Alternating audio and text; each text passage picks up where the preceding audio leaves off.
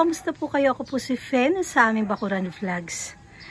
Nandito po ulit tayo ngayon sa aming grotto at meron po akong gustong i-share sa inyo dito. Pero bago po tayo magsimula, sa mga bago pa lang po dito sa aking YouTube channel, paki-like, comment, and subscribe po.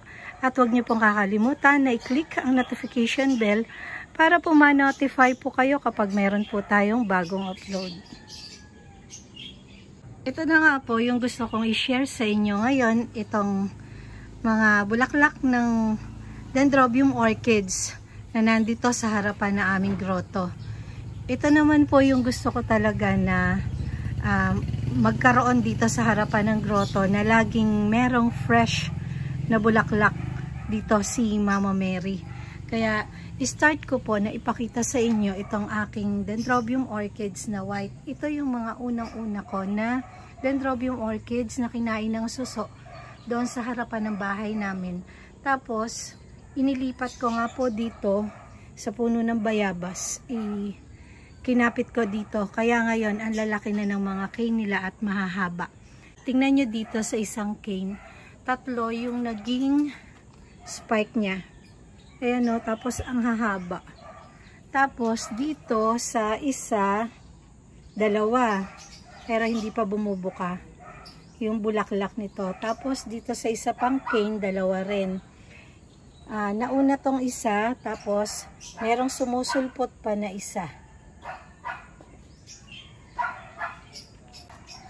Tapos eto yung kulay white na merong kulay na baby pink o powder pink ang kulay ng bulaklak. Ayan, palanta na yung ibang bulaklak niya.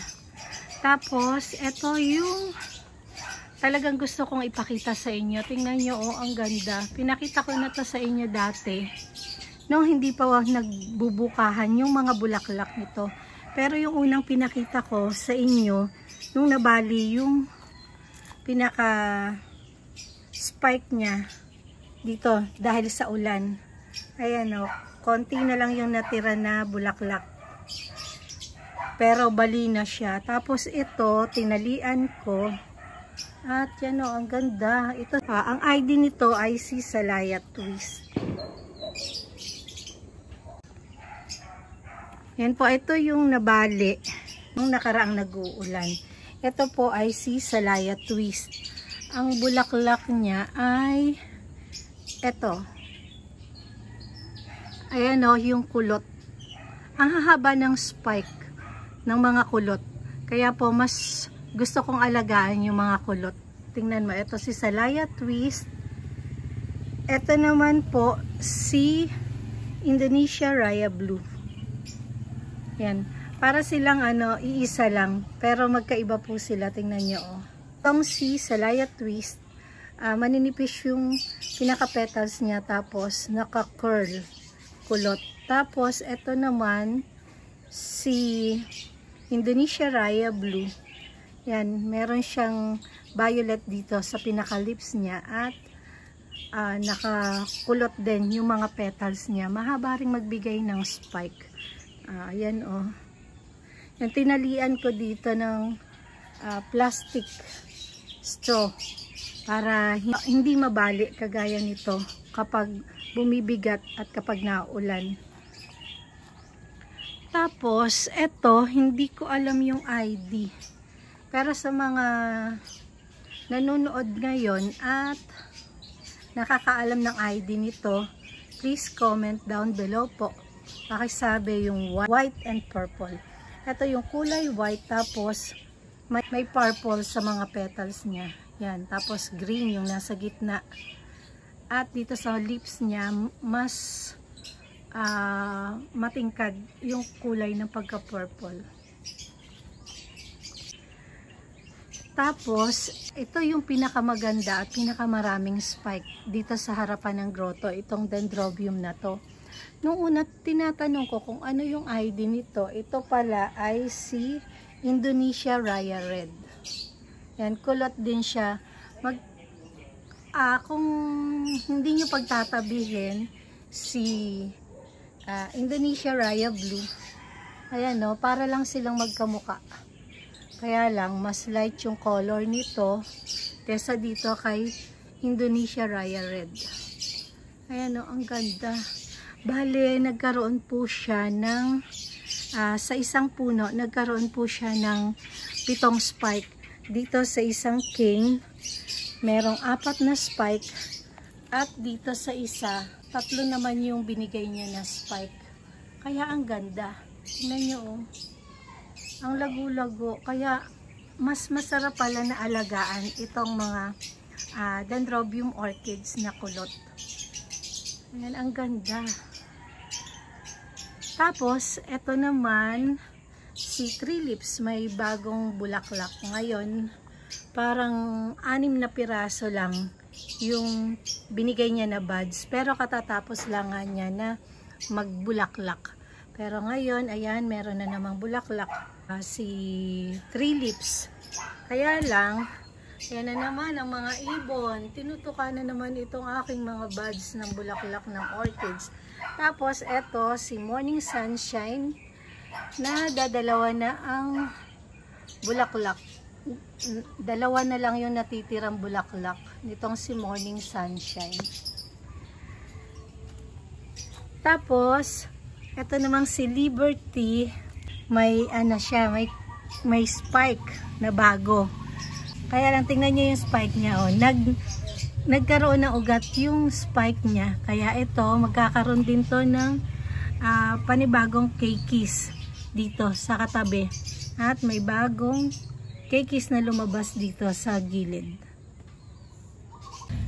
Madalas naman po na mangyari sa aking mga orchids na nagkakaroon ng ugat yung mga spike.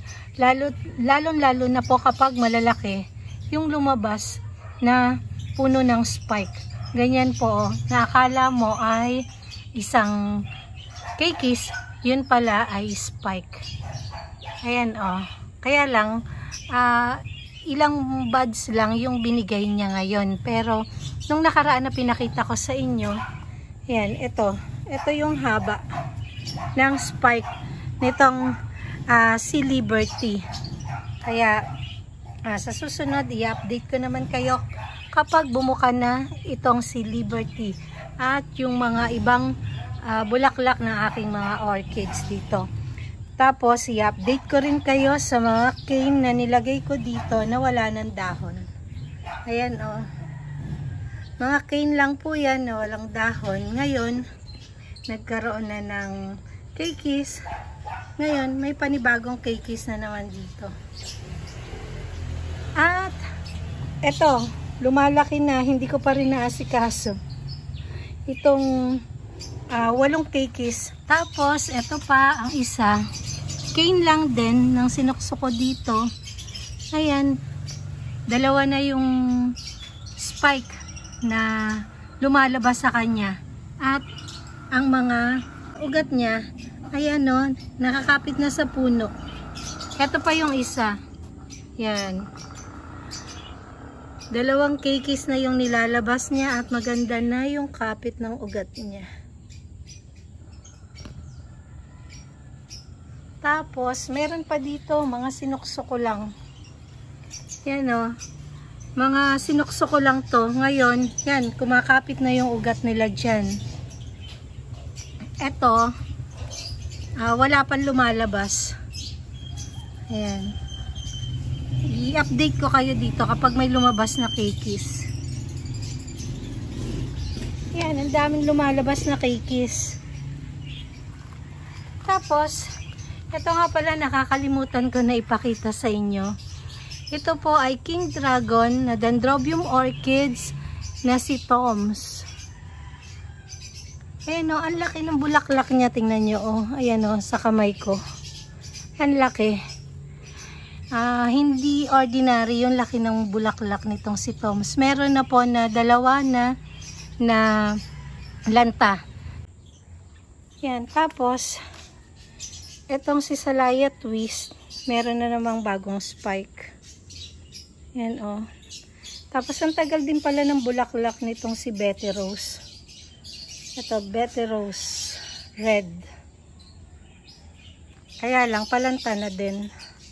Yan, ito yung isa pa na Pinatong ko lang dito sa puno. Yan, meron ng kikis na lumabas. 2 cane lang po yan na to. Tapos yan, may bagong kikis na lumabas.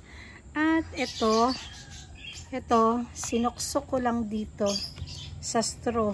Ito yung unang lumabas na kikis. Ito yung pangalawa. Ang dami dyan eh. Ito rin. Ito. Yan o, sinuksok ko lang dito sa mga butas ng driftwood.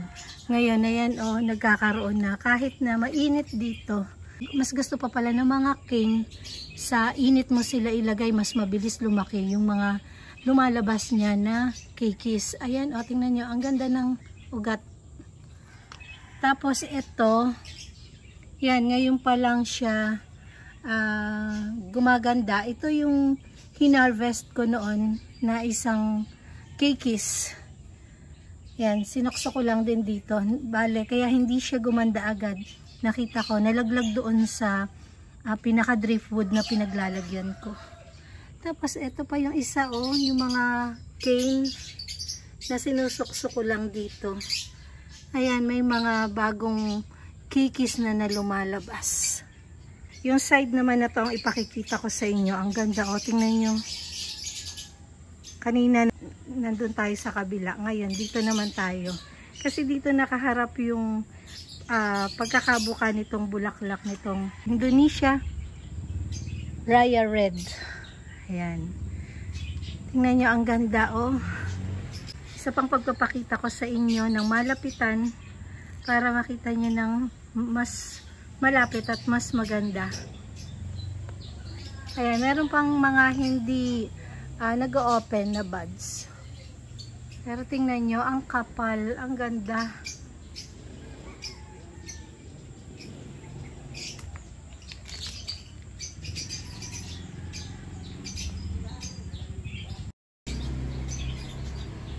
Yan, tapusin ko na po itong aking video at maraming salamat po sa walang sawa niyong panonood at walang sawa niyong pagsuporta sa aking mga video. Keep safe everyone. God bless.